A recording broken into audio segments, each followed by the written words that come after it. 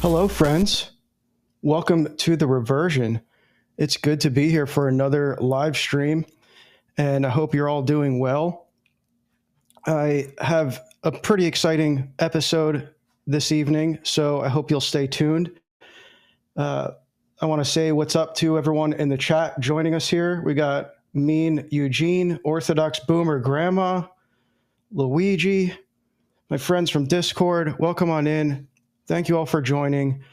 So we're going to be looking at something that I've covered in my recent work on esoteric Protestantism, which actually I just finished a prototype of the book cover. So I'm retitling these are from the articles I just wrote a few months ago on say one's called Christian or Kabbalah and the Christian Zionist Conspiracy, and the other is, I believe it's called Kabbalah and the Protestant Revolution, two-part series that I will be publishing as a book. So this is what it's going to look like so far. I've retitled it, and I did a bit of a deep dive, or I guess I should say I just began a deeper dive into one of the figures that I mentioned in this book. And I'm realizing I'm actually going to have to add this into my revision because it's so important.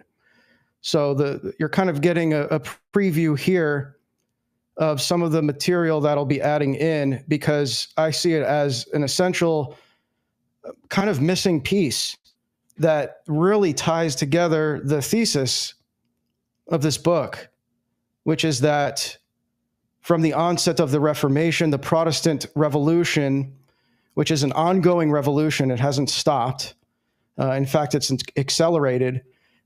This revolution has been empowered by not just the printing press, but also this Western esoteric spirit, and primarily Kabbalah. And this has all led to the further fragmentation of these Protestant sects and cults and the millenarian movements that we saw in the 17th century. And you can just follow the line of transmission, how they developed and how this kind of spirit of anticipation and immanentizing the eschaton came into being, where they started to believe that they could bring about by human action the end of the age. And this ultimately led to the Christian support of the Zionist state that we now have. So this figure that we're going to be doing a deep dive on this evening, Charles Taze Russell, he was an essential component to all this. And I would, in fact, call him the godfather of Christian Zionism. And most people haven't even heard of this guy. And so, there's a lot of really interesting connections that he had. He was a Freemason. He was the founder of the Jehovah's Witness cult, known as the Watchtower Society. And so we're going to be looking at some of the connections there. I thought I would just start with a part of my article here, if I can find it. Well, we might as well start with the Freemasonry section. Now, you're getting a preview to this because I believe this is where the paywall starts, like right at the end of this first paragraph here. So you're seeing what's behind the paywall on the part 2 article. And that's okay, because there's going to be more content here once I publish it as a book. Let me make this bigger so we can read it together. So, and I'm just, forgive me, I'm just reading the chat too. I'm seeing your chats. I just may not be able to respond to everything. If I see a good message, I'm going to share it on the screen here, so I can do that. And by the way, if you do want to donate, it's $5 for text to speech. It should read it on stream. I'm not positive, but if it doesn't, I'll read it myself. But the best way to support my work is through Substack for $9 a month, just because you're going to get so much in return. So, you'll get access to the book club, the whole archive of all of my work, which is all on Substack, exclusive podcasts, obviously this article and many others that are paywalled. So that would be the best way to support me. But, I'm not going to tell you how to donate. Okay, so let's start things off with this here, because this will kind of set the stage for why this is important and how it contributed to the establishment of Zionism and the Christian support of Zionism. And so the way that I kind of frame this is that there's like these three sections or ages almost of modern history, starting in 1517, which is obviously the Protestant Reformation. And now I'm sure you could even go further back on this, but for the sake of for this thesis, I started with 1517, pivotal year. Protestant Reformation lays the groundwork for this new religious architecture of Freemasonry, which is established exactly 200 years later with the signing of the Declaration of what is it called? The Constitution of Freemasonry, not the Declaration, the Constitution of Freemasonry. And so you have this 200-year period where it's like the destruction of the old order. The old Christian order is destroyed for 200 years. And then this new religious order, literally a new world order, is established in 1717. And this was described in a 1917 issue of the Hamburger Fremdenblatt, so a German, I guess it was a German newspaper, which commemorated Freemasonry's 200th anniversary and the Reformation's 400th anniversary. And little trivia, I guess, what happened in 1917? Well, two things happened. You had the signing of the Balfour Declaration, and the Russian Revolution was officially underway. So that's why I kind of section these ages in history off that way. And I don't think I was I'm certainly not the first to do this. I think I remember seeing a Catholic scholar kind of frame it similarly, but 1917 also a very important year. And so the article states that it is a remarkable fact that the one rests on the other as on its foundation, and that Freemasonry is inconceivable without Protestantism. And we're going to dive deeper into how that became the case in this deep dive in this episode here.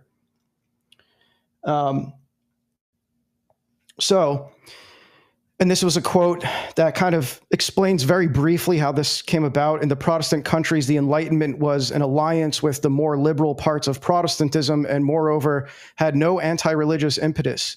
The close ties between the Enlightenment and liberal Protestantism influenced Freemasonry in these regions, which led to a development of Freemasonry that is traceable in the different character of Masonry, for example, in France and the Anglo-Saxon world.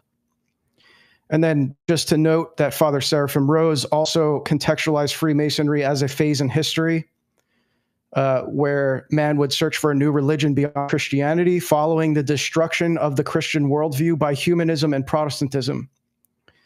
And so you have the establishment of all these Masonic lodges that become this like underground network to establish this new order.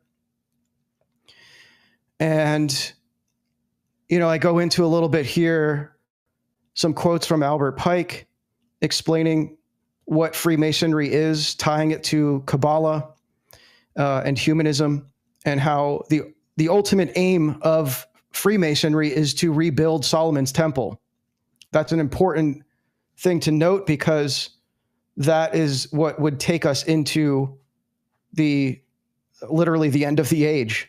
Once that happens, I mean, we have Orthodox elders and prophets who have said something along the lines of, I don't remember exactly who said this quote. If anyone in chat knows, you can post it, but it might have been Elder Paisios, but something about you'll know when it's the end of the age, when the first stone is laid to build the third temple.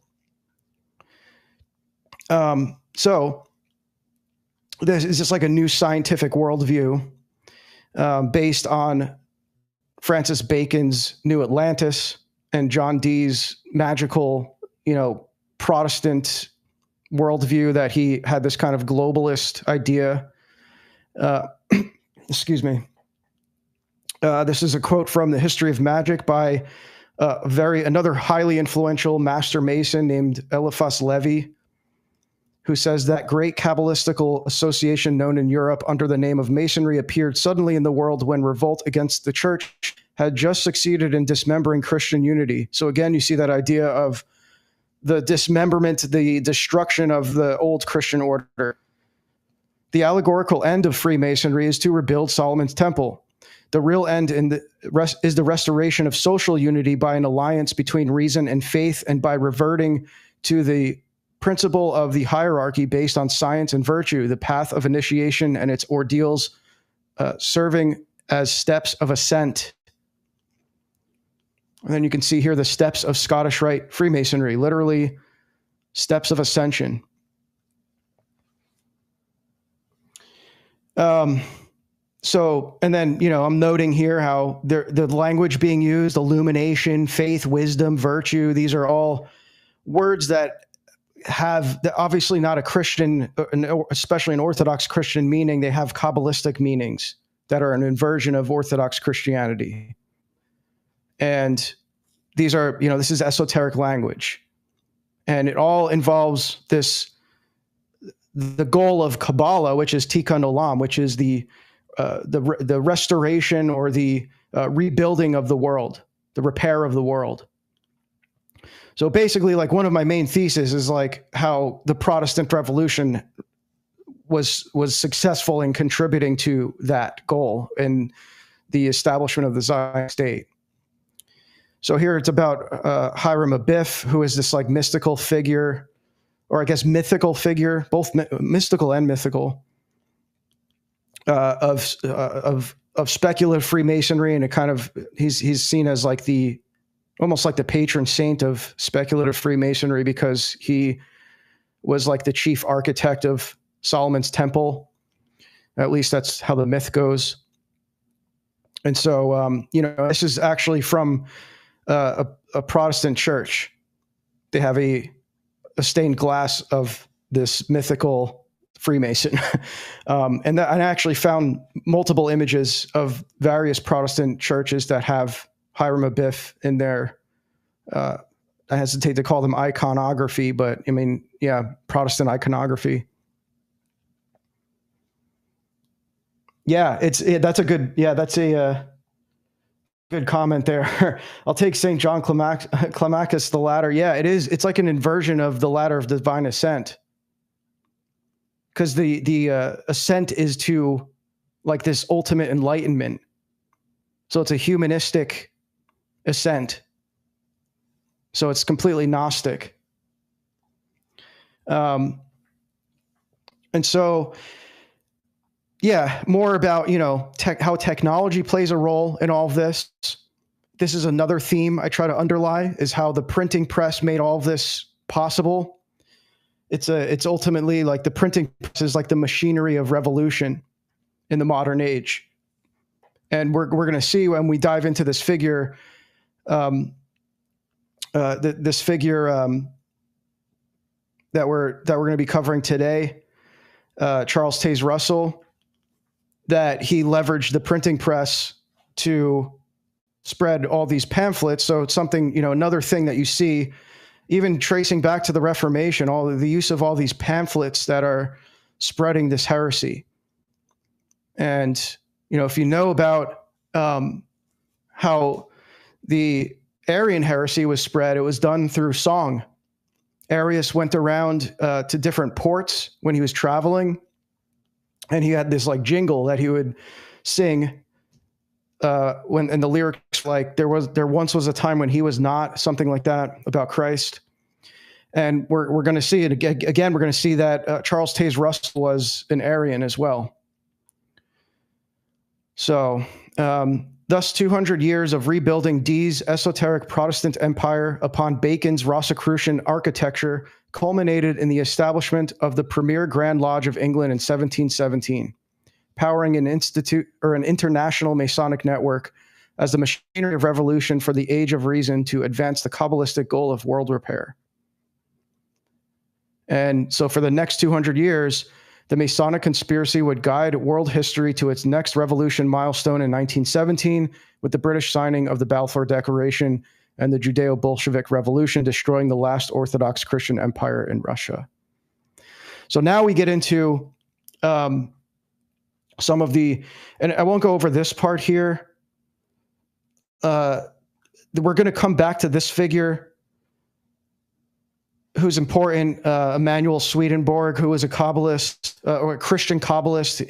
He was behind a lot of these millenarian sects. One of the more notable ones being the Moravians, which are still around today.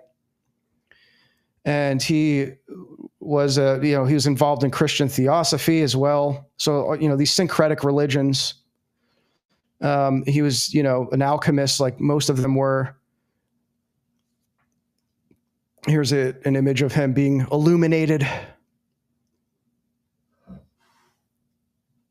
And he also was a Sabbatean antinomianist. So he practiced this Frankist salvation through sin. So he was a complete degenerate. He was a drunk and, was engaging in these orgies and stuff. His son, he ended up moving to America because his son wanted to just go on this kind of promiscuous, gay, I don't know if I can say this on YouTube, but promiscuous, yeah, I already said it, but yeah, he was involved in, Skittles stuff. Let's say that. So yeah, let's get to this part here, because this is what's going to kind of kick this off here. So this is about dispensationalism and how dispensationalism has occult roots and how that was transmitted. It didn't start with Darby. So, I don't know how far back I should go with this, but I think this is actually, now reading it, this is a good spot to start here, because this figure, Edward Irving, is going to begin this transmission where we'll get to towards the end here. There's Darby, and then we're going to get into Miller, who was he was like the teacher of Charles Taze Russell. So we get into Russell down here. So it begins really with this. This is as far back as I could trace it, at least, was this Marano Jesuit priest. Marano, by the way, for those who don't know, is a Spanish Jewish convert to Catholicism. So he was a Marano Jesuit priest. His name was Manuel Lacunza. And he wrote this book, The Coming of the Messiah in Majesty and Glory, which played a major role in the Counter-Reformation to diminish the Protestant notion that the Pope was the Antichrist. So, basically the Jesuits were we need to dispel this this sentiment that the Protestants keep spreading around, that the Pope is the Antichrist. And so they tried to frame it that, it was actually not the Pope. It was someone else. I forget what it's referencing here, but the Jesuits were unsuccessful in their several attempts to introduce Lacunza's futurist system into Protestant eschatology throughout the 19th century, until a Presbyterian pastor named Edward Irving read and translated Lacunza's book, which was written under the pseudonym Ben Ezra, a converted Jew, to conceal his identity, thus taking the heat off Rome and making his writings more palatable to Protestant readers. So kind of a funny scenario here, where the Jesuits couldn't get the Protestants to even read this book because it's written by a Jesuit. So the Protestants are like, I'm not reading that Catholic nonsense. And so to get them to read it, the author disguises himself as a Jew. And then they're like, oh, I should pay attention to this. So it takes the heat off Rome. That's the kind of the goal there. Irving's adaptation of Lacunza's futurism was then introduced to John Nelson Darby. And this is like, I'm obviously making this very brief. And Darby was the founder of a Moravian sect. So there it ties into Swedenborg with the Moravians. So this was a Kabbalistic millenarian Protestant cult in Dublin so he started his own cult called the Plymouth Brethren, who further developed dispensationalism into a more comprehensive hermeneutic consisting of two distinct comings of Christ. One had a secret pre-tribulation rapture of believers where Christ gathers Christians to secretly meet him in the air. Then a second rapture occurs 7 years later when Christ saves the remnant of believing Jews and Christians during the persecutions of Antichrist. And before that, so this kind of isn't in linear order, or I think it is actually, because this was, I definitely put this in linear order. But I guess it's basically there was another key figure here named Margaret MacDonald, who was a young Scottish woman who fell ill and had this vision of a pre-tribulation rapture, and this was in 1830. And she wrote it down. I think she was into automatic writing as well. So she was doing all these occult practices, wasn't an educated Christian, and was speaking in tongues, levitating, all this occult stuff. And so this guy, Robert Norton, documented this and wrote of her and a friend saying, I have seen both her and Miss Margaret MacDonald stand like statues, scarcely touching the ground, evidently supernaturally. So it's documented that she was levitating.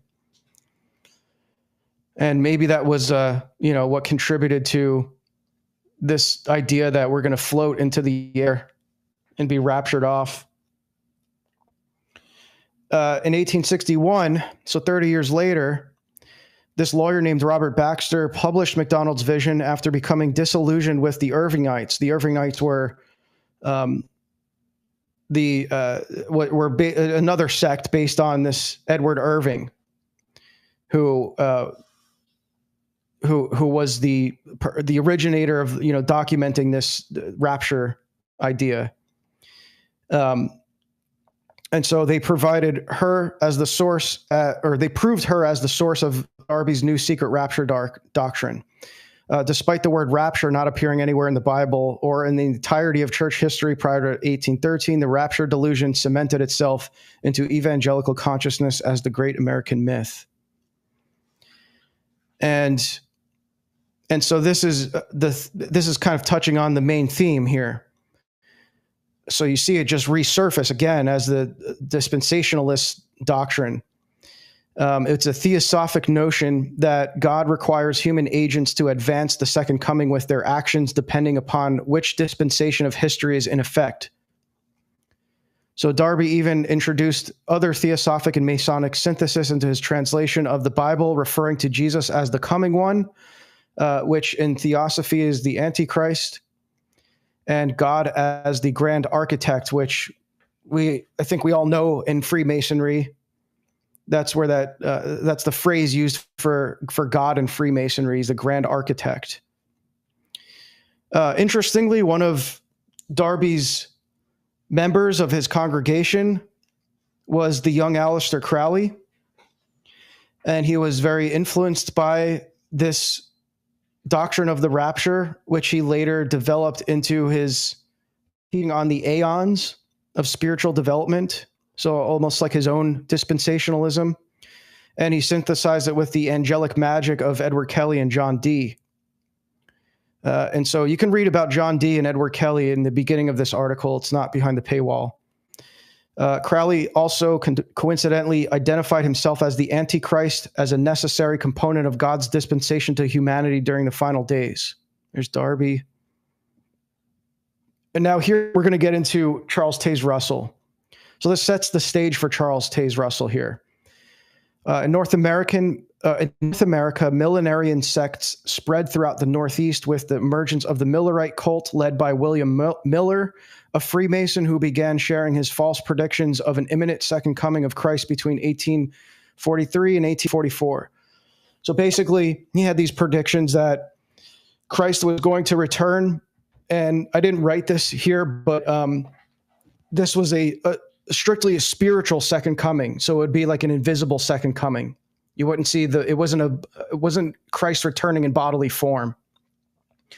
And so this obviously didn't come to pass.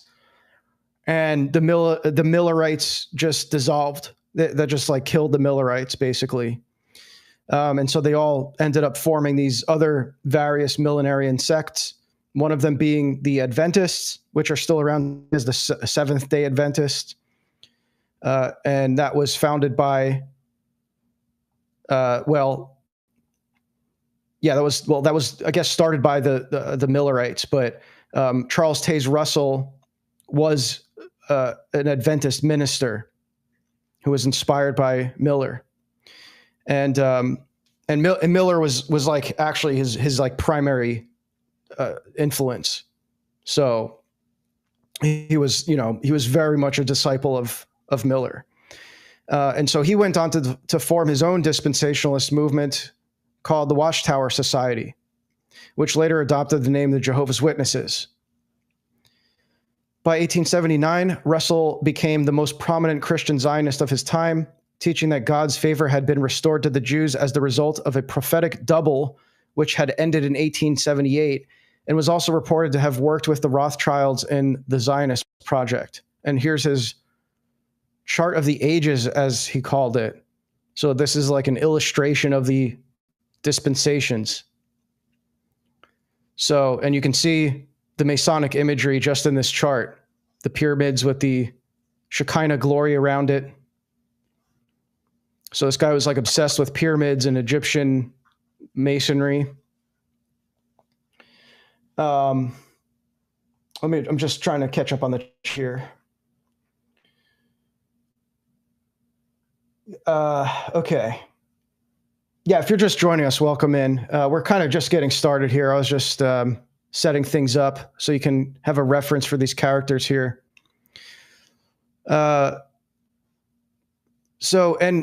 And Russell, by the way, became the most widely published and distributed author in the United States. So he was publishing all this Christian Zionist propaganda. And then a very interesting event occurred, which I consider to be like the turning point into what's now modern Christian Zionism. And this occurred at the Hippodrome Theater, which was New York's largest theater at the time, where Charles Taze Russell delivered a sermon titled Zionism and Prophecy on how God had a separate covenant with the Jews apart from the Christians. Thus, Jewish conversion to Christianity was not necessary in their divine calling back to rule as the center of God's kingdom in Palestine. The New York American reported on that day the unusual spectacle of 4,000 Jews enthusiastically applauding a Gentile preacher after having listened to a sermon he addressed to them concerning their own religion. The mention of the name of a great leader, Herzl, who the speaker declared had been raised by God for the cause, brought a burst of applause. And here's an image of that event. So 4,000 Jews in the audience, and you have a Protestant minister who basically declared himself a pastor. He had no formal training. He had no education in Christian ministry or anything, even from like a Protestant perspective. That's seen as like, you basically have no credentials whatsoever to be teaching any theology for whatever that's worth. I mean, we all know that like even credentialed pastors are all diluted and stuff. But so that's kind of like setting this up here. Now, if we go to Charles Taze Russell, this is a Wikipedia article here. See a little bit more about him. That's him here.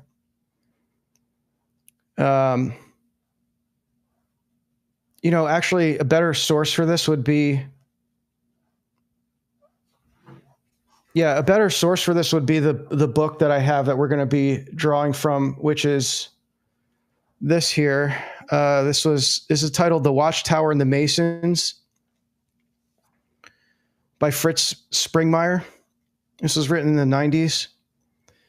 And this is a fantastic resource on this, by the way. Really super well researched. So you can, see the chapters here. So we'll get into that in a little bit here, but this is let's look at his grave. So this is Charles Taze Russell. This is his grave here. This is what he was buried in. And interestingly, he was mysteriously, I think he was murdered. Does it say about his death? Let me see if it says about his death here.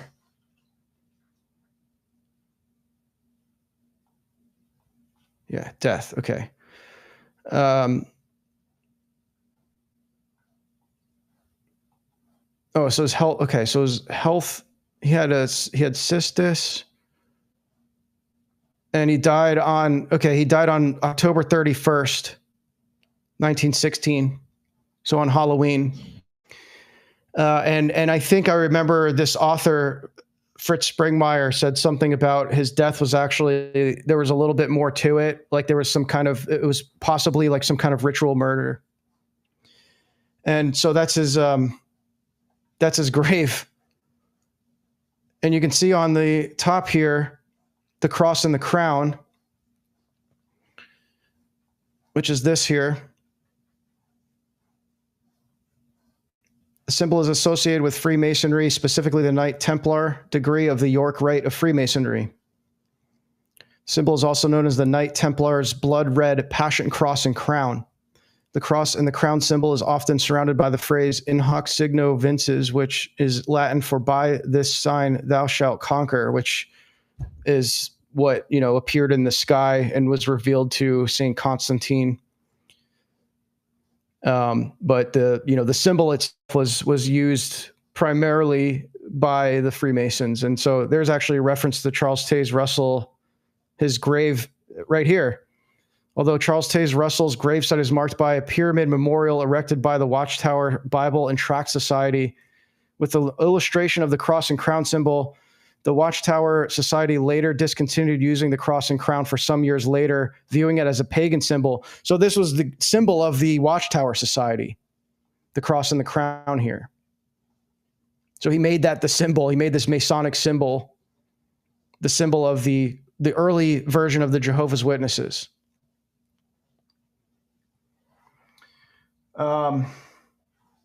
Yes, that is true, Christian. The Knights Templar indicating this began earlier than the Protestant Revolution. Absolutely, that was hundreds of years prior.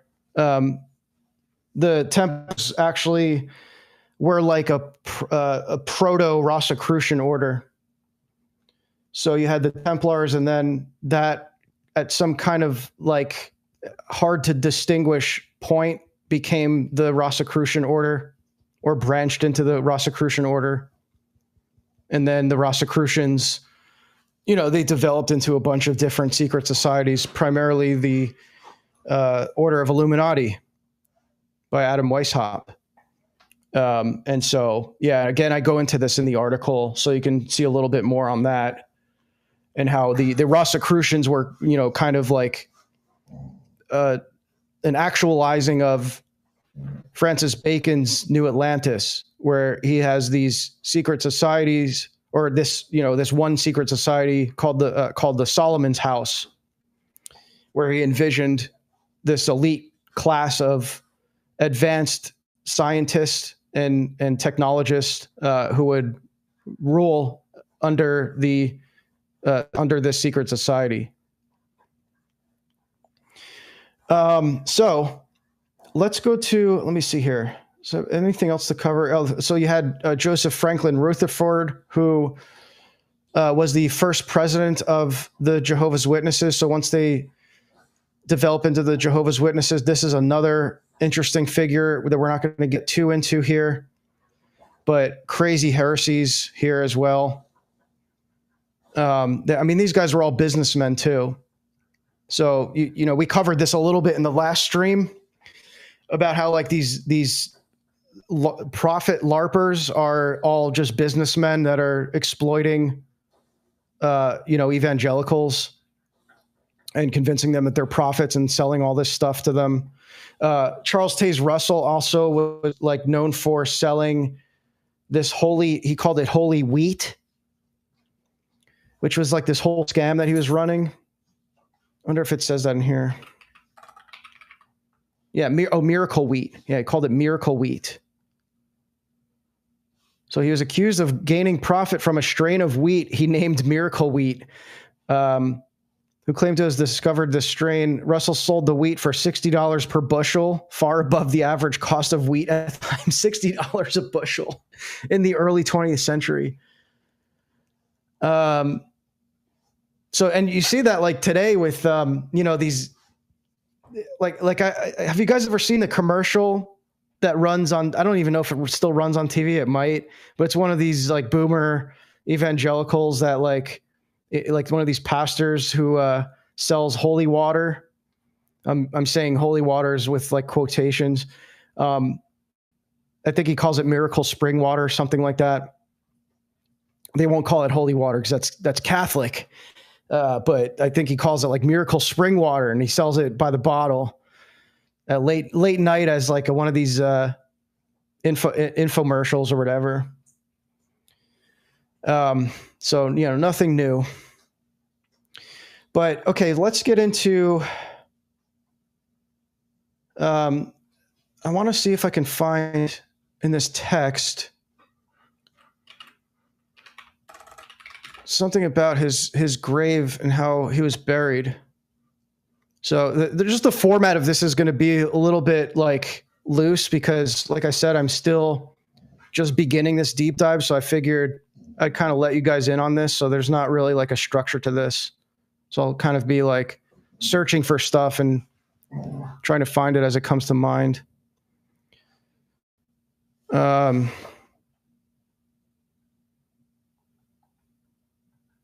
I don't know if that's here. Okay. Okay, so here's about his death. On October 31st, 1916, the most remarkable man, C.T. Russell, passed into eternity wearing a Roman toga at his request. Okay. When they built the pyramid at his grave, they encased within the granite a sealed box containing a set of studies in the scriptures, copies of Russell's tracts picturing of him, a complete set of Caratal scripture studies, and many other things to prepare him for the people he would meet, that he would meet in the next life. So, I mean, this guy was, you know, he was an Arian. He started his own Bible study. That's kind of how he really started to spread his ideas in the beginning, was like through this Bible study. He had all these wacky beliefs, like he imposed, as well as this guy here, Franklin or Joseph Rutherford. They both imposed this really strict interpretation of the text that they said that there was no other way to interpret the Bible. So kind of borrowed from like the previous thought, you know, school of thought where the Kabbalah was the only way to properly interpret Bible. And actually in this book, the author Fritz Springmeier references that. He says that he looked for clear references in Charles Russell's work that can link him to some kind of Kabbalistic influence. And he said that he couldn't find any, but instead what he found was that Russell basically adopted his own language to describe Kabbalistic concepts. which is not, I mean, that's really not hard to believe, because like if you just get deep enough into Freemasonry, you're essentially you're essentially studying Kabbalah to some degree.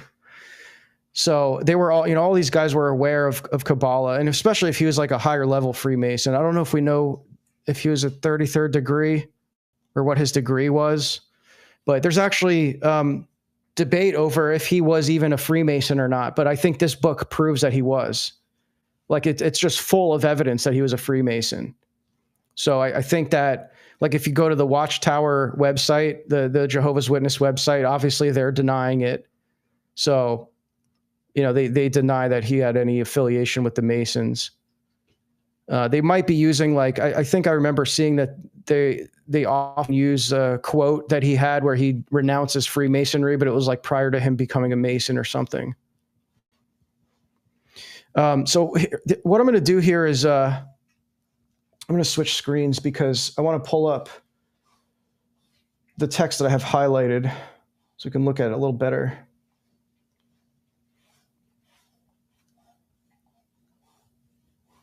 Nope, not that one. That's the same thing. Here we go.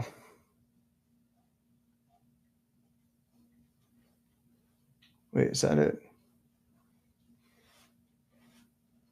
One sec. Let me make sure I have this open. Okay.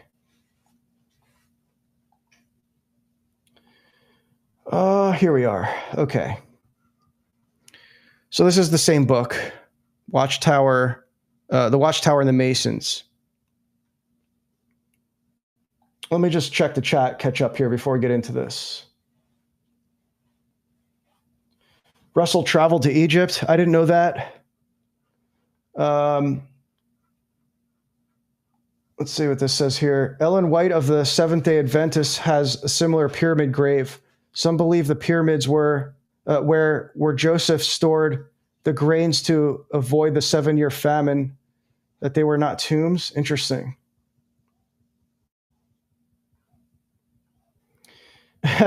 Be nice when they come to the door or they mark your address down for gang stalking and stuff. Is that true? That's crazy. Do we have any former Jehovah's Witnesses in the chat? That'd be interesting. I know there's like a few I came across. I know that there's some that follow me on Twitter. I don't know if there's any that I've seen on Substack.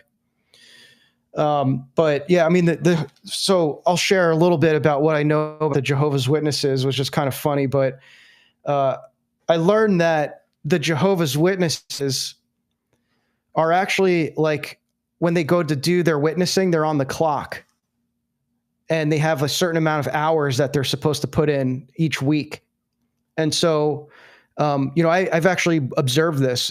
When I saw Jehovah's in my neighborhood, they park their car in a spot, and then they just, like, they walk really slowly. And that's like literally running out the clock. Like, they're just going to walk slow, and they go to door, and, they go back to their car, go to a new neighborhood or whatever. But they're actually quite pleased with being invited in and spending all 3 hours or however long it is in the same place, because it means they don't have to walk around. So even if you're there to waste their time and, like, try to evangelize them, they're quite pleased with that. They're fine. They don't care either way, because they're just putting in their hours. So I remember seeing this funny meme of, like, this kid jumping on a trampoline in a backyard, and there's like a Jehovah's Witness trying to preach to him. And, like, that was my first thought. It's like that guy's probably fine with that. Like, they were trying to make it like it's funny because the kid's just, like, wasting his time, but, like, the Jehovah's Witnesses probably don't even care what's going on. Like, as long as someone's listening to them and they're, like, allowed on the property.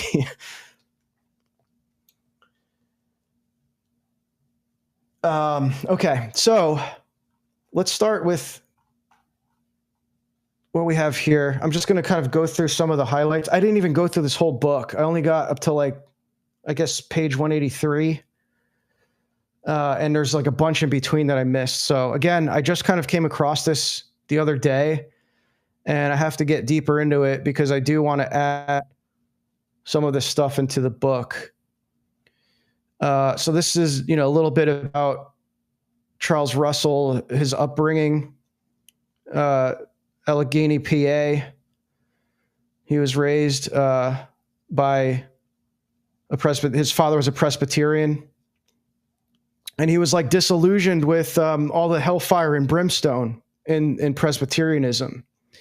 So he hated that stuff and basically like renounced the Protestant Christianity, and reformed his views of Christianity to an Arian theology.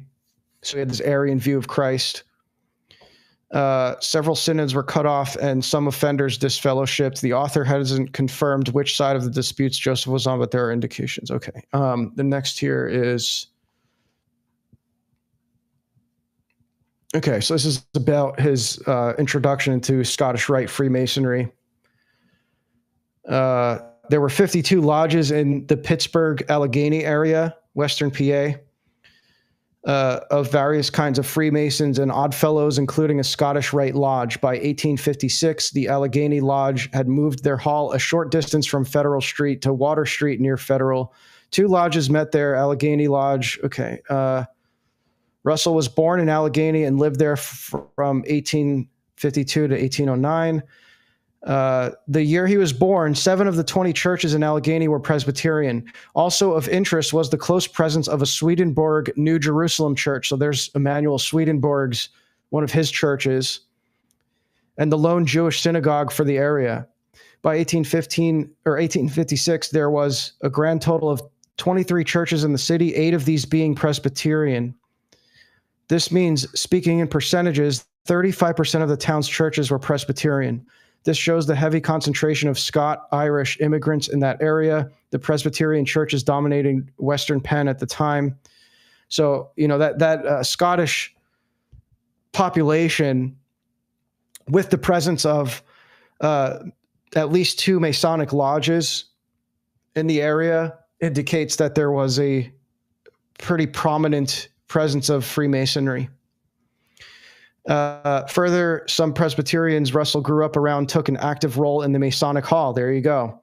Note that a Presbyterian minister, James Anderson, was responsible for the creation of modern Freemasonry. That's going in the book. Literally a creation of Protestantism. Presbyterian ministers in Russell's day played an important role in various lodges. This has continued. Presbyterian minister James Allen Cabinis wrote The Grand Lodge of Mississippi's Official History. John McCarthy, a contemporary of C.T. Russell and a Presbyterian minister, also wrote a Masonic book. Anglican and Presbyterian ministers in the British Isles have been known to lose their jobs for speaking out against the Masons. So, I mean, it's right there. These were Presbyterian ministers. It wasn't some wacky millenarian sect. They were Presbyterians. You can't even say that. It's like, oh, well, they weren't real Protestants. They were like some esoteric cult or something. No, they were Presbyterians. Why were Presbyterians so prominent in the Masons? The answer goes back to where the modern Freemasons began. The modern rites began in the British Isles. The Scot-Irish began one of these. The Irish Grand Lodge was formed in 1725 and the Scotch the following year. The Irish played a special role in establishing the Penn Lodges. So although the Masons are now spread throughout the world, when Charles T. Russell grew up, it was still primarily a Scot-Irish/English-blooded membership. So there you go.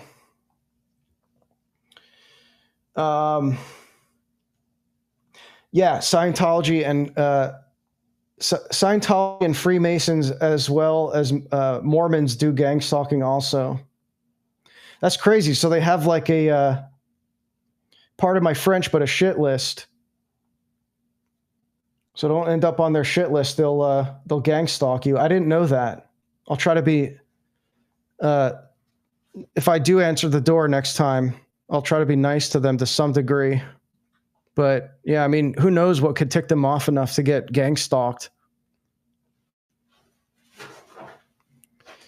Um, Mary, so there you go. Christian Science. Mary Baker Eddy and some Mormons have used the same Masonic logo that Russell displayed. So you see some of the images here. So there's the cross and crown. It's pretty blurry, but you can see that there's the cross and crown there. Here's the constitutions of Freemasonry. Presbyterian minister Anderson's Masonic Constitution. So this was literally who wrote the Constitution of Freemasonry was a Presbyterian minister.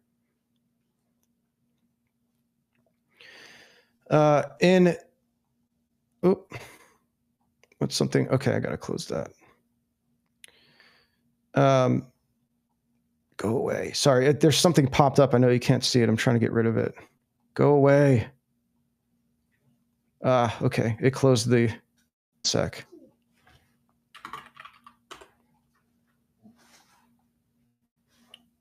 Let me get this back up. Sorry about that. Okay, let's open this again.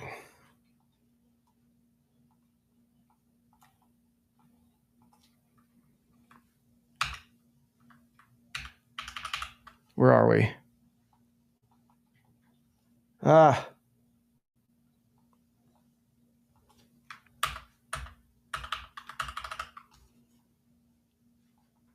Sorry, hang with me one sec. I'm trying to get this back open. It just like closed on me. Let's do this. Okay. Put this over here. All right, we're back.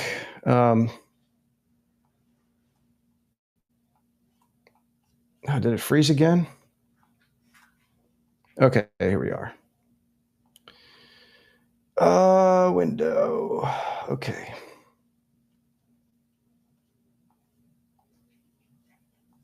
There we go.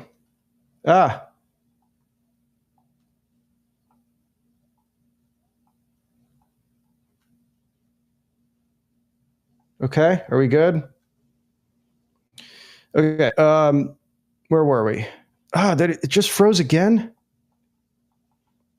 All right, it's not letting me use this app. Probably have too many things open. Let me close some stuff here. Too much running.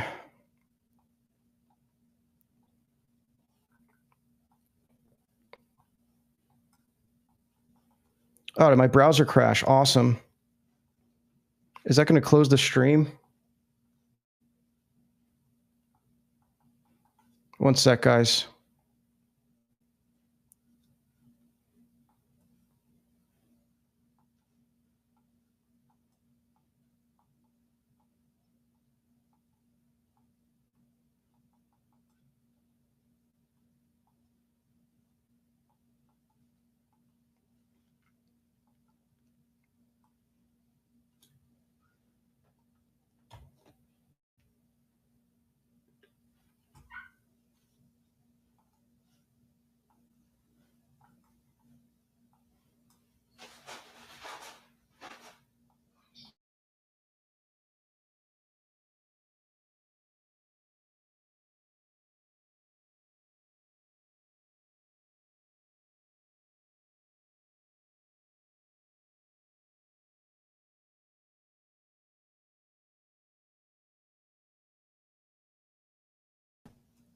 Okay. I hope we're back. Are we good? Yes. Okay. Let me just make sure okay, we're good. Sorry about that. I just had like my browser crashed. Apparently I have too much going on. Let me close some stuff out here. Hopefully that doesn't happen again. I'm going to use the text here because I think I just can't have that other app running. So I don't have everything highlighted here, but we'll have to just find stuff, I guess.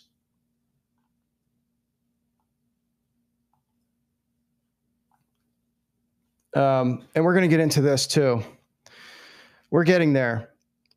This is all leading up to how influential he was in Zionism.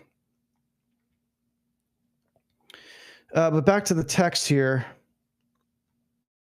Now I got to just go from memory what we're looking for, but let me see what I have highlighted.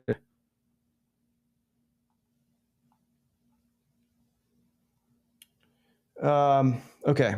Sorry, I haven't been checking the chat over on Substack. Are we live on Substack? Let me just double check.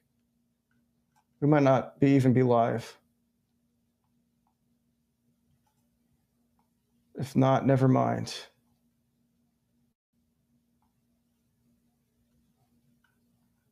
I guess not. Okay. I don't know why. It says we're live, but I don't know. I don't know what's going on Substack. It's like kind of hit or miss with live streaming. I think they're still beta testing it. So,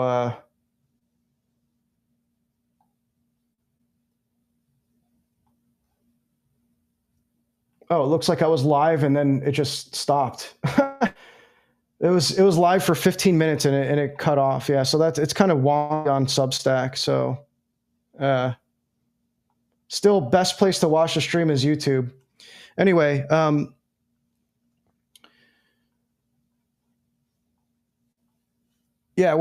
good on YouTube here. So let's get back to this. Sorry, lost my place for a sec. Okay, we're back on the text here. So yeah, he's got a lot of images to show the symbology that was used, the Masonic symbols that were used in Jehovah's Witnesses and the Watchtower Society. Careful analysis of the seal, the Great Seal of the U.S., seen on the $1 bill, discloses a mass of occult and Masonic symbols. This is no mystery to us. The other side of the Great Seal was also Masonic. Yep, I covered that as well in this article here. I actually think, was it in the first part? I can't even remember which part this stuff is in. Might have been the first part.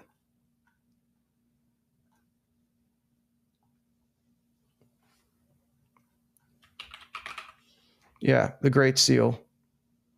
So this is the first version of the Great Seal, which was designed by Ben Franklin, and it was rejected by Congress. And this depicts the Shekinah cloud, this Kabbalistic doctrine that this is the feminine half of God. And then you see it here as well. So there's apparently the Star of David, which I actually covered that in a recent live stream, the origins of this symbol, and the Shekinah cloud around it. So you have more Masonic and Kabbalistic imagery here. Literally on our money. You know, most people, they point to the pyramid. That's like conspiracy 101 stuff, right? It's like, whoa, bro, have you ever looked at the back of the $1 bill? There's a pyramid on it. It says New World Order. Yeah, well, no one ever looks at the other side and sees this, you know? So even on the Great Seal, there's Masonic imagery. Returning to the discussion about the Great Pyramid, two Scots, Morton Edgar and his brother, and C. Piazzi Smith were the mentors and collaborators with Russell on his pyramid ideas. The Freemasons, for some reason, have claimed Piazzi Smith's ideas as Masonic. Smythe was critical of the Masons for their lack of pyramid knowledge. You guys don't know enough about pyramids, bro. There's an imprint for the Cyphrot. I would have to see what you're talking about there. I'm not seeing it here, but there could be. The Cyphrot appears in a lot of stuff.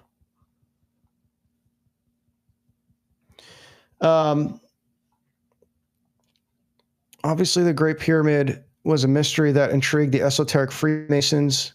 Rosicrucian, founder of the Theosophical Society, made a trip to Egypt. There you go. Who said in chat that they made a trip to Egypt? Spot on. Because the term Golden Age is Egyptian, it is covered in this chapter. Okay, so yeah, again, it's like I'm kind of just lost in this text here, but this is like a really interesting book you can probably pick anywhere. Early Christians and Jews.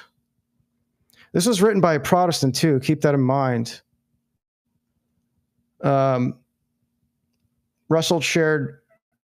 So here we go, dispensationalism. Russell shared company with some other premillennialists that referred to a golden age. S.J. Andrews in God's revelations of himself to man. The kingdom period will be a true golden age of the world.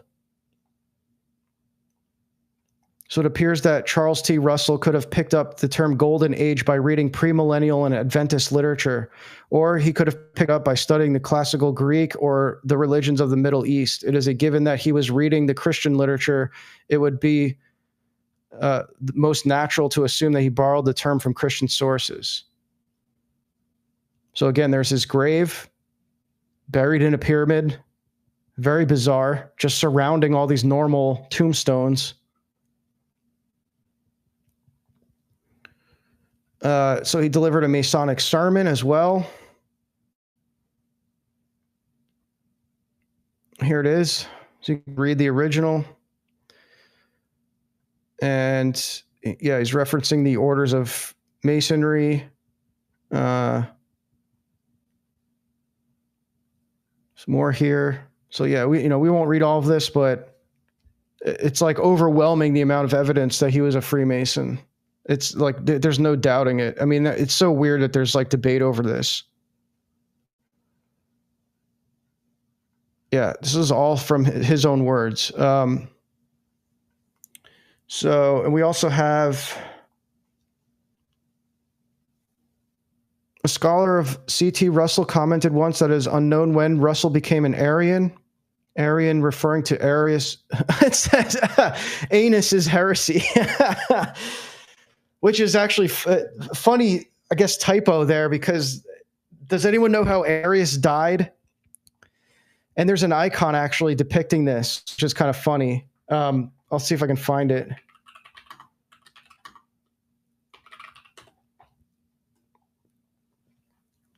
Arius literally died shitting himself. Here it is. There's one image of it. He shot himself to death. There's another one. He's in the outhouse, and there's St. Nicholas and Arius, I guess. St. Nicholas about to slap him. Slapped him so hard he shot himself to death. So that's how he died. So it's a funny typo that says anus is heresy. Anus is heresy in believing that Christ is only a good man and not Almighty God. Much attention has been given to Russell's concepts and teaching. Surprisingly little has been paid to sources. Okay. What else do we have here? More about the pyramid. I want to get into, there's a chapter on the Zionism. So let's shift into yeah, here we go. Russell's Zionism, Masonic. And just to kind of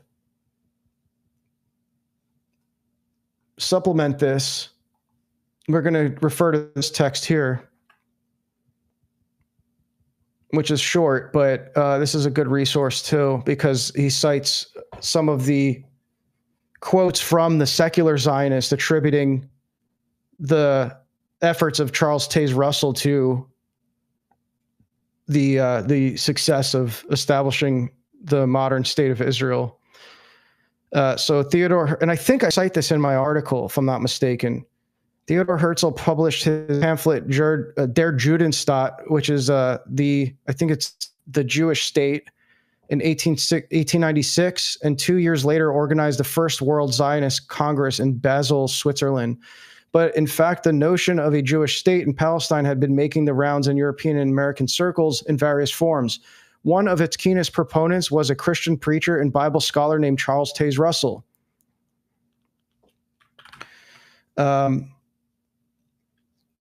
The proposition boldly put forward by Pastor Russell contrasted with the position of many Christian churches at the time, where the feeling was that God's covenant with the Jews had long since ended and they should convert to Christianity.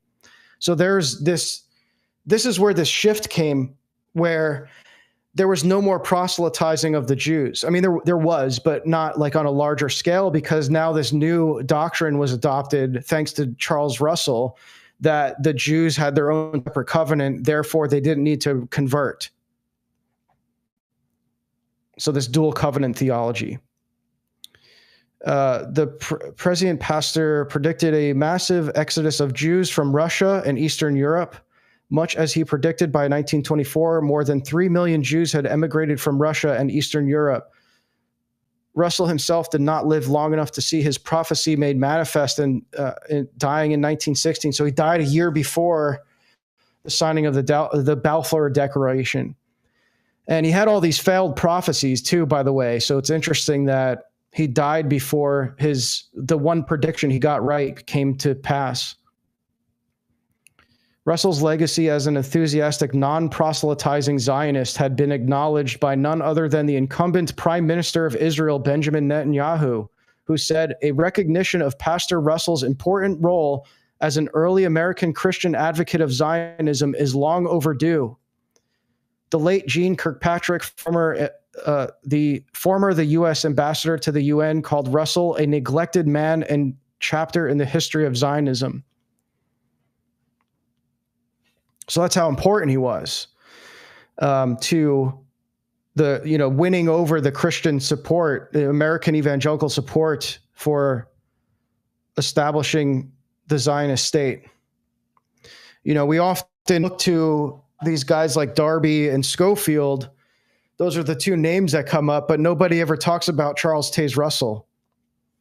And it's not to say that Darby and Schofield didn't play a major role, but I think, when you look at the fact that Russell was the most widely published or self-published author, and he was writing all this, eschatological propaganda, this Zionist propaganda, that's pretty impactful. So you kind of, you coincide that with the dissemination of the Schofield Bible, which was happening a little bit later. This was before the Schofield Bible. Or I guess, it actually was around the same time. So it was towards the end of his life, because I think it was like 1909, I think, was the first edition of the Schofield Bible. I don't think it made its way into American universities until the 1920s, if I'm not mistaken. So after he had died. Because what happened was, like, the Balfour Declaration didn't solidify it wasn't like that was when Israel was established, because we know it was later in 1948. But that's what won over the British in support. They still needed American support, so that's why Russell and Schofield were paramount to winning over American evangelicals to support Zionism.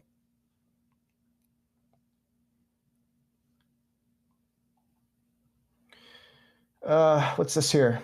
The Star of David's origins are from the priestly robes ordained by Yahweh. He commanded pomegranates to be sewn in the hem. If you look down the pomegranate, you should see the 6-point Star of David. Interesting. I overlooked that one in my coverage of that.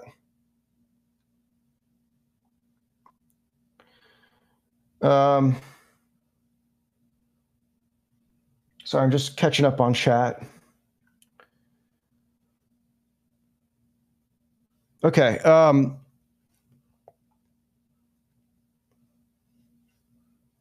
So yeah, this is a good supplement to what we're gonna look into a little bit more here. Oh, he had a Yiddish newspaper, huh? Dear sir, your sympathetic interest in the Jewish people for years past has not escaped our notice. Your denunciation of the atrocities perpetuated against our race in the name of Christianity has added to our conviction that you are a sincere friend.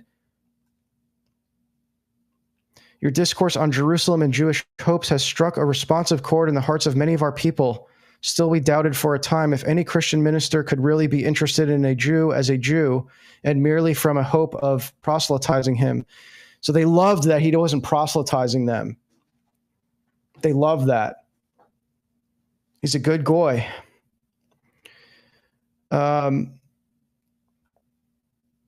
these things, Pastor Russell, have led to the formation of a Jewish mass meeting committee. So this is what I covered this already. This was the his sermon at the Hippodrome. So yeah, we covered that. So you know, you can kind of piece that together now, how that all came about. And you know, as you'll see in my articles, that you know that this was not.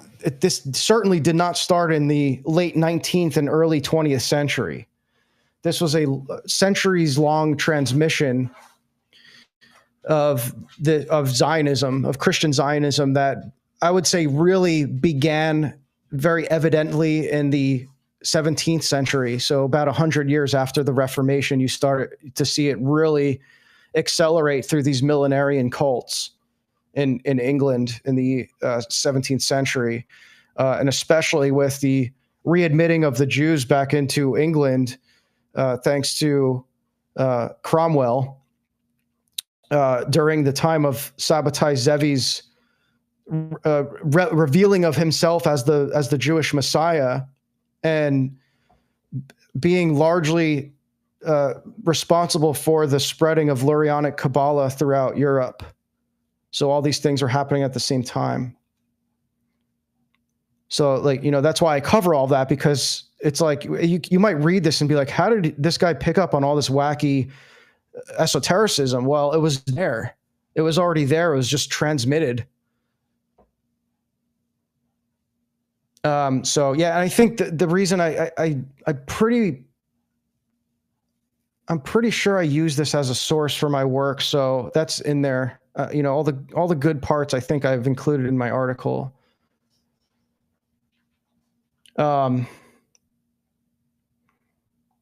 What's this here? Oh, I don't have sound, but yeah, this was something else I wanted to play.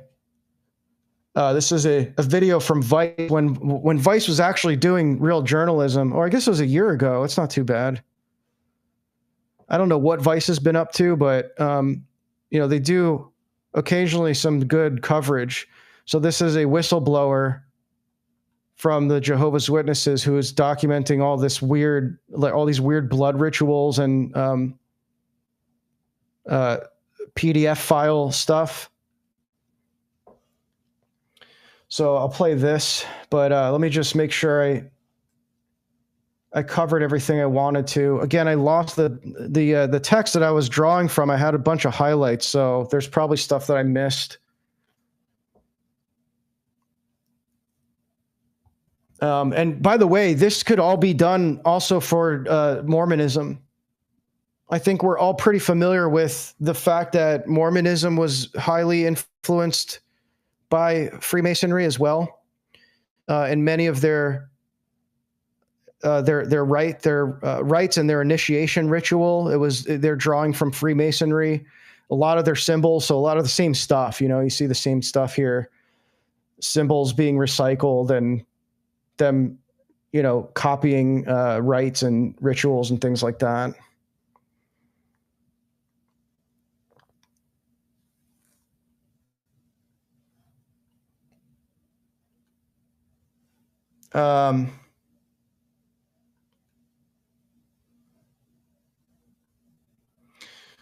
Sorry, I'm just catching up on chat here.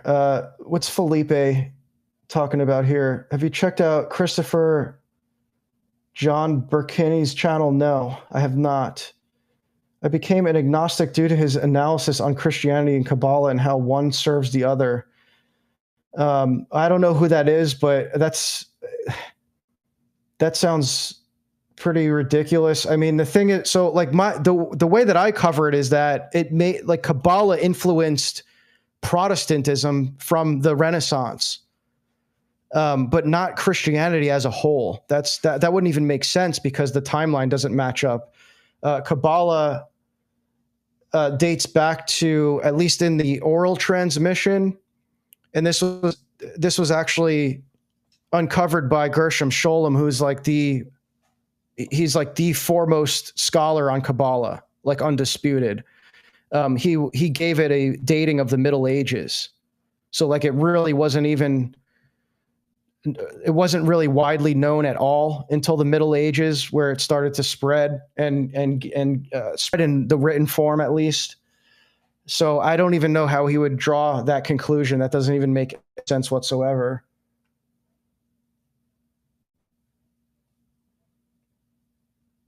But yeah, I mean, there, you know, like I said, in my work I'm covering here,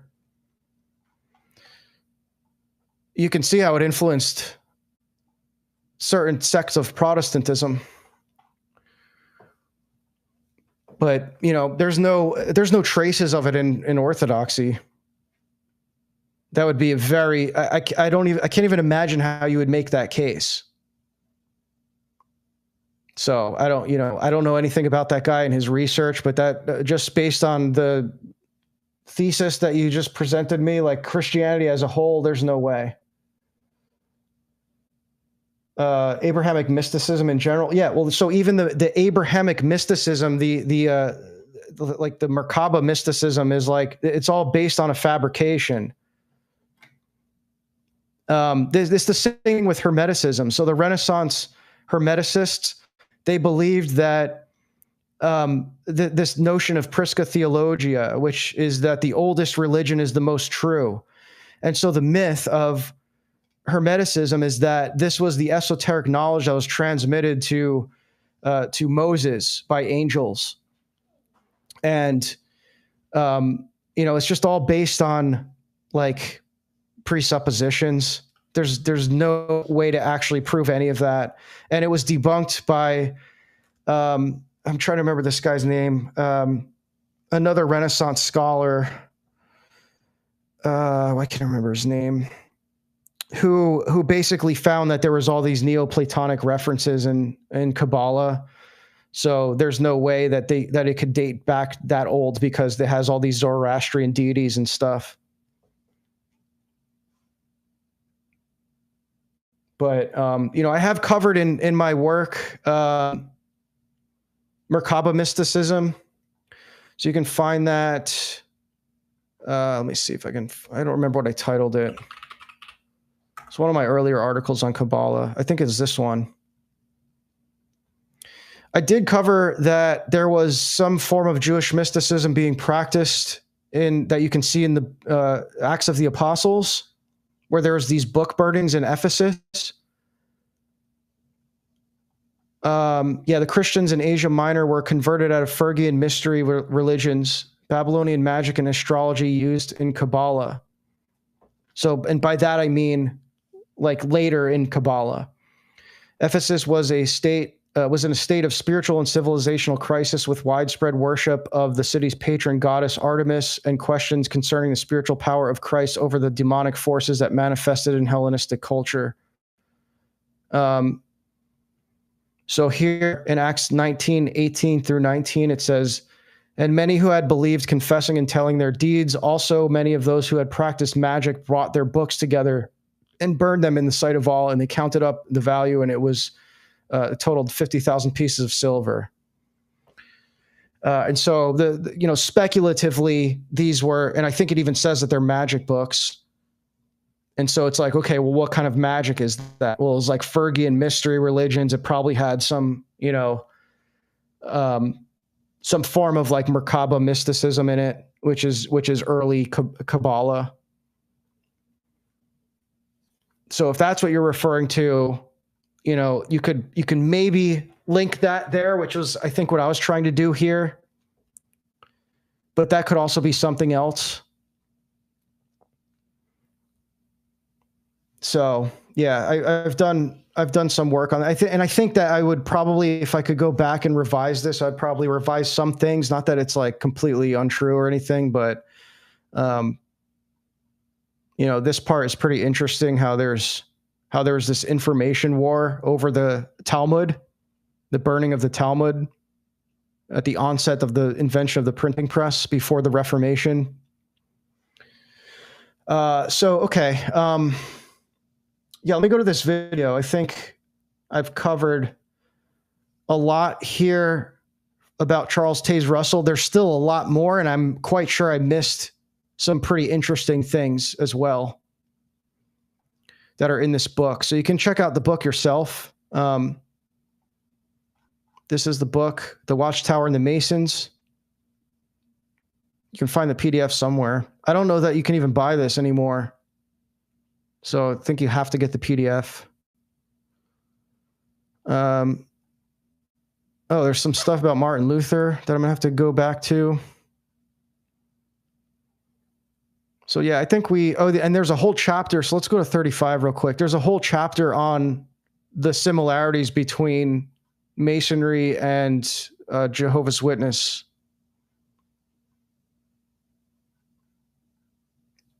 So here's some of the theology. Again, I'm not going to go through all this, but both claim not to be a religion, nor a religious body, nor a denomination, but only serve God and allow freedom of conscience. Members of the organization do not need to renounce their membership, mother religious bodies.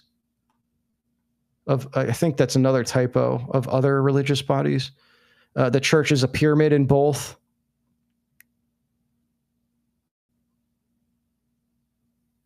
So the chapter, he's drawing all these parallels to the two.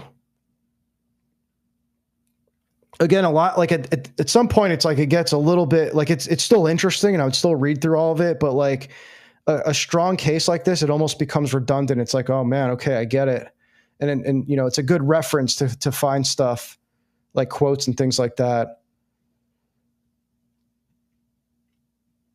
So I'll read through all of this. Like if you don't have the time or you don't want to, I'm going to distill the key parts of this as they relate to my book, and I'll include.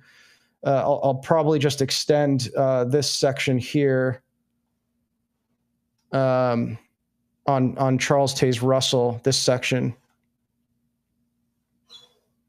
So like probably I'll put that somewhere around here. Just kind of extend that.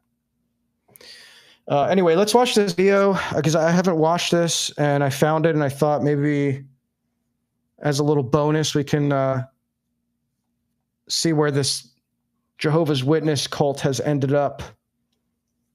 And, you know, you'll see the same pattern in many of these cults where there's these blood rituals and, you know, child PDF file stuff. So let me fix this so I can get the audio.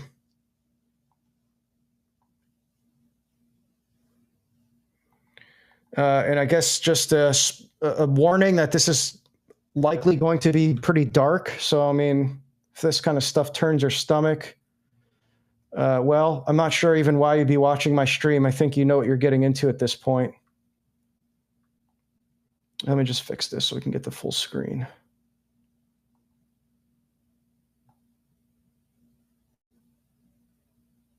Okay, let's get this. All right.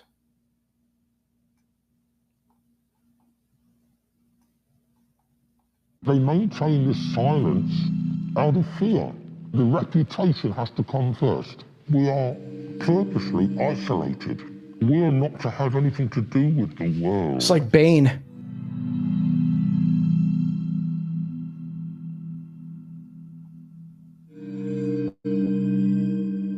So there are about 8 million Jehovah's Witnesses in the world today. They have a belief that we are living in the time of the end. Of course. Door-to-door activity is paramount, and that's what Jehovah's Witnesses are known for.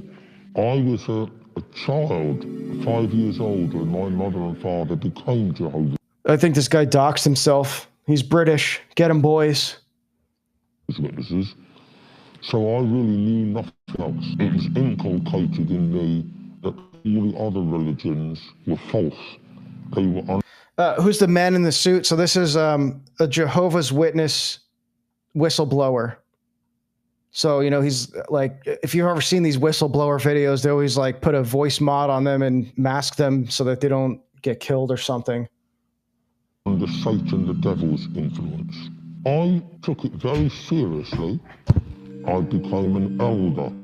An elder? An elder is someone that has the responsibility to teach, to stand on the platform and give talks. I really didn't allow myself to even discuss or think, I wonder if this is right. They are able to control how you think. I just want to pause this because I'm just noticing now we've got a former Jehovah's Witness in the chat.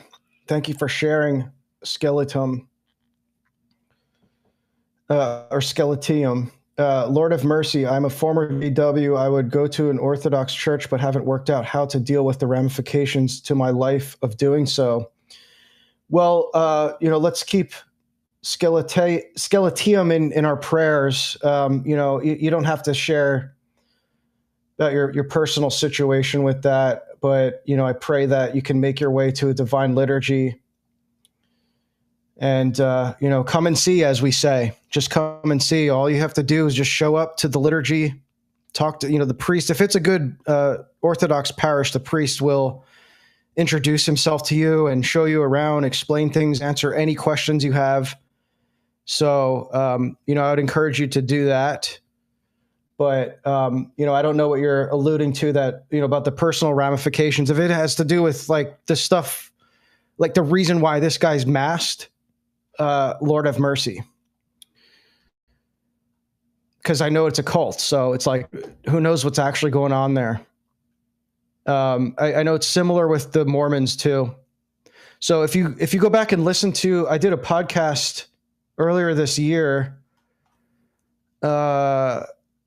When was this?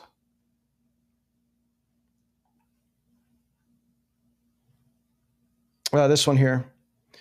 Dark Secrets of Mormonism Revealed. I interviewed an ex-Mormon who became an Orthodox Christian. And I would love to have him back on, because we didn't even scratch the surface. But if you listen to this, you'll notice I multiple times kind of bring this up, this question of like, were you scared to leave? Because he left with his whole family. And what I was getting at was like, did you feel like you were in danger to any degree by leaving? Like, was there a threat on your life or anything like that? It seemed like there wasn't, but I would imagine that varies based on how far into it you get. As you climb the higher degrees, it becomes a much bigger deal if you leave and you were exposed to all these secrets. And if you don't agree with their beliefs, Sorry, I just realized you weren't seeing what I was showing you there because I wasn't sharing the tab. So let me just, it's this one here. Let me make that smaller. It's this podcast. It's called Dark Secrets of Mormonism Revealed. So, and you can see what we discussed here. I don't remember if this is paywalled or not, but if it is, there's definitely a free preview. So,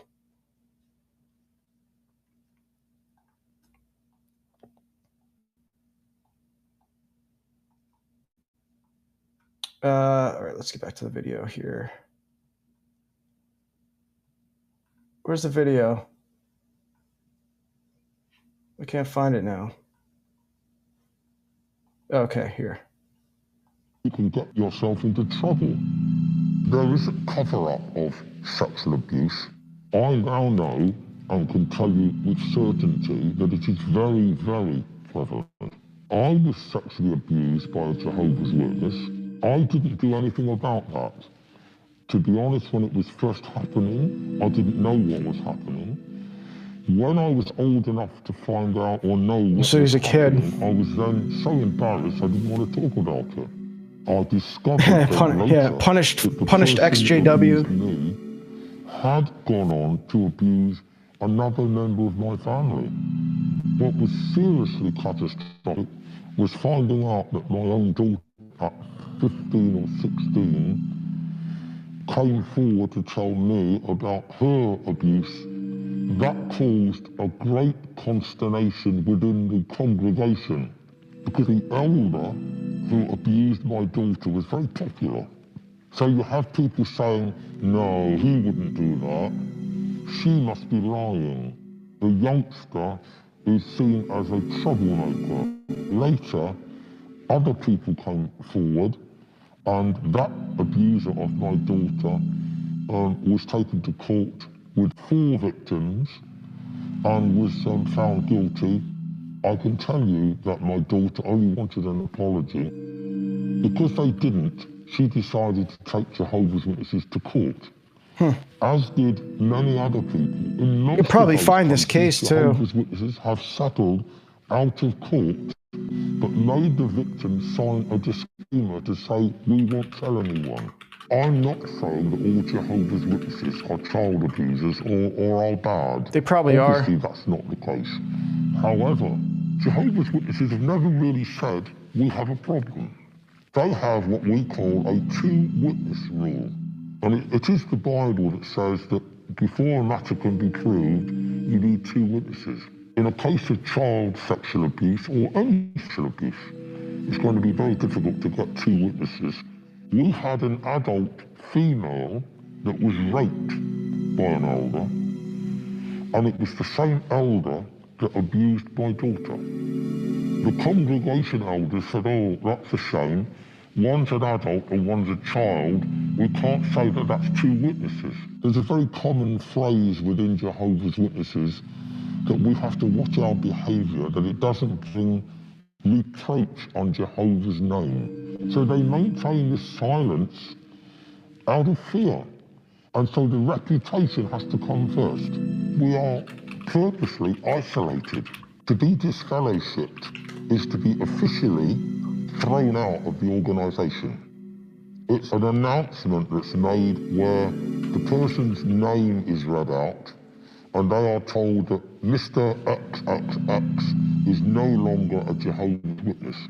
That's a signal that the congregation have nothing to do with that person. Okay, I kind of get it. I kind of get the point here. I don't know that we need to watch this whole thing, but I did find something here. Let me go back to this. Yeah, you can see. You can just do a search for this and see what he's talking about. So there's actual convictions that are occurring. It's like more than one case. 2023, this year. There's something here. There's a whole law firm that deals with JWSA.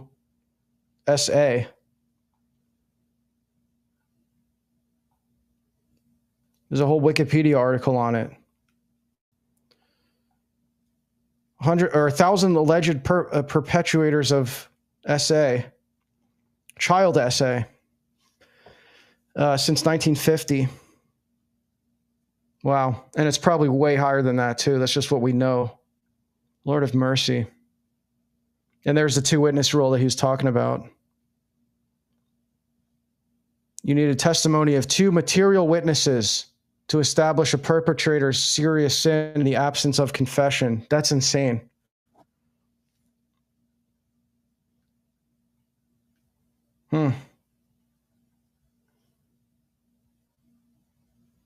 Wow. And then someone mentioned here in the chat, isn't Putin anti-Jehovah's? I don't know, but there's actually a history that I think that was covered in this book here. I'm glad that was brought up because that was another thing I was trying to find. He covers like how they tried to spread Jehovah's Witness throughout Russia, and they actually had a pretty large Russian population of Jehovah's Witnesses. Russell applauded as his prediction starting to happen. Russell advertised Herzl's launching of Zionism, published in a Yiddish paper, which also circulated in Europe and Russia. I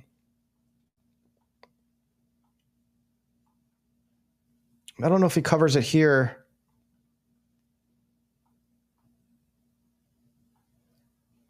But, I did a search on it, and this is questionable source here, but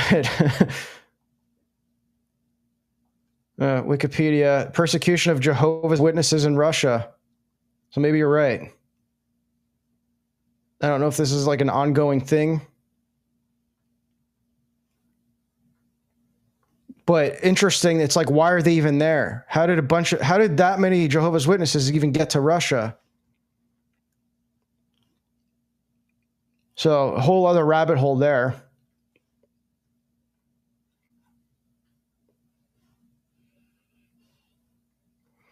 Yeah, Kagi, that's the search engine I use. It's a paid search engine. And you might think, why would I pay for a search engine? It's because it has no ads. And it actually gives you the results you're looking for.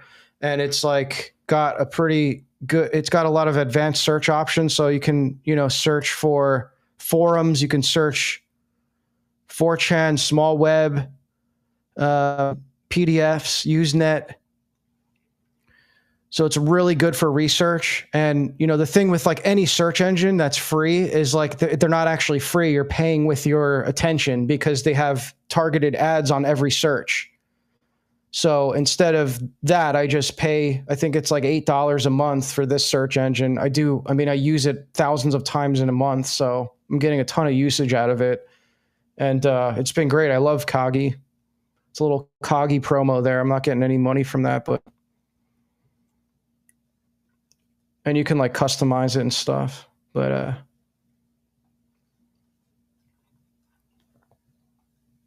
so all right, I think I've covered everything that I could think of off the top of my head that I wanted to, but you can see how there's a lot to uncover here that I didn't even go over because you have this whole book is this one rather is a gold mine for this subject. So I just wanted to share some of the stuff I found from it. But like I said, there's a lot more. And I do plan to dive further into this and include more of it in my book when I publish it. So, I've been saying this for a while, but the researching this topic, not just this topic, but like, esotericism and secret societies and Protestantism, it's seemingly endless. So it's been very challenging to even just publish something because it seems like there's no cutoff. Like it can keep going. You can go down all these rabbit holes. There's a ton of stuff. The biggest challenge was not going too far off from the main thesis. But in even doing that, I feel like I maybe went in one too many directions, if that. It's just very challenging. So, even as I'm revising this and, thinking I've got all the research done, I just kind of need to clean it up and make it a little bit more readable for a Protestant audience for when I publish it. I'm still finding more stuff that it's like, this could easily go back in, this could easily go into the book to strengthen my case and fill in some gaps. So, and this is just with one thing that I found. I mean, this probably would happen with everything that I covered. So there's a whole lot of stuff out there. You just have to know how to find it, I guess. And, something like this, you can't just buy this book.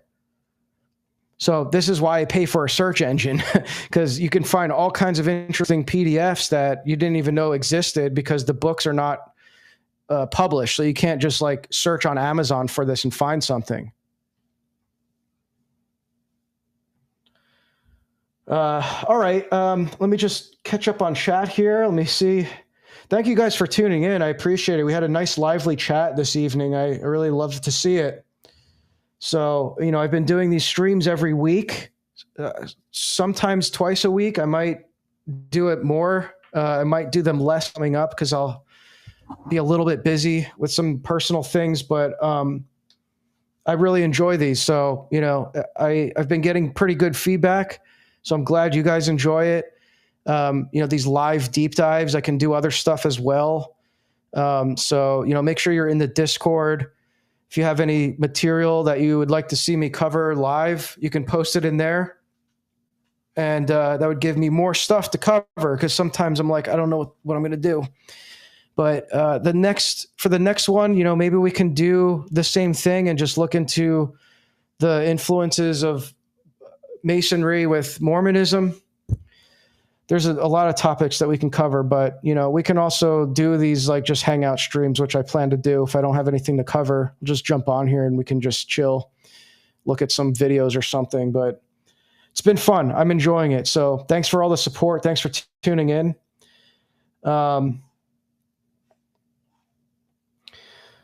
Clearly, nobody has studied the Masonic infiltration in the Russian Orthodox Church here. Well, I don't know about here, but I've definitely seen stuff about that.